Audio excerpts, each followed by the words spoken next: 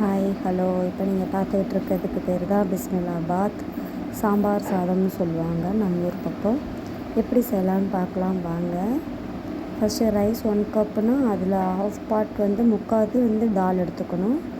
தால் எடுத்து ரெண்டையும் ஒன்றா மிக்ஸ் பண்ணி ஊற வச்சுக்கோ. ஓகே, ஊற வச்சு எடுத்துக்கோங்க. இப்போ நம்ம ஒரு மசாலா ரெடி பண்ண போகிறோம். அதுக்கு காஞ்ச மிளகாய், மல்லி, வெந்தயம், குருமிளகு, பட்டை, ஏலக்காய், கிராம்பு, அப்புறம் தேங்காய், சீரகம், கடலைப்பருப்பு, உளுத்தப்பருப்பு எல்லாம் கொஞ்சம் ஆயில் விட்டு நல்லா ஒரு ரோஸ்ட்டு பண்ணி அதை ஒரு பவுட்ரு மாதிரி பண்ணி வச்சுக்கோங்க. இதான் பிஸ்மில்லாபாத்தோட பவுடர்.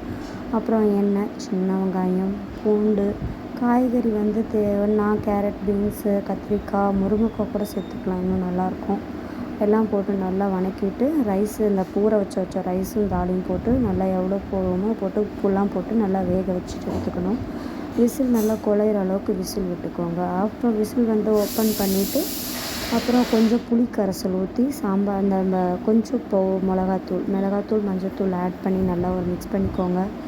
நம்ம அந்த ஒரு பவுடர் ரெடி பண்ணி வச்சோல்லையா, அந்த பவுடர் கொட்டி நல்லா தாளித்து மிக்ஸ் பண்ணிவிட்டு ஒரு தாளிப்பு போட்டுக்கோங்க. வெங்காயம், முந்திரி பருப்பு, கருவேப்பிலை எல்லாம் போட்டு ஒரு தாளிப்பு பண்ணி